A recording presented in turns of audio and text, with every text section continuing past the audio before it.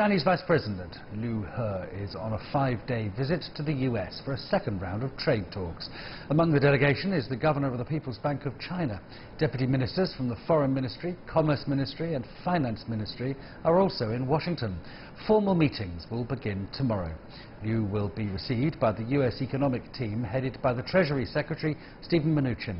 The first round of negotiations was held in Beijing earlier this month, but only a few concrete agreements were made. The CGTN White House correspondent Jessica Stone has more.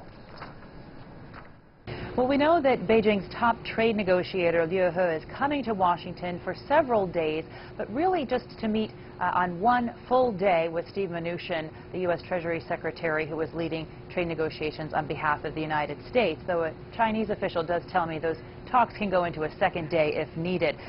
The President of the United States, main economic advisor Larry Kudlow, told reporters earlier on Tuesday that, of course, the main objective for Washington is to reduce that bilateral trade deficit. It is well known that the President wants to reduce the bilateral trade gap. I think the way to do that is for China to lower barriers across the border to let us export.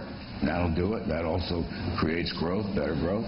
Of course, we still don't know whether these talks will result in a deal to ease penalties on Chinese telecom giant ZTE. That's been a big ask by Beijing going into this round of discussions.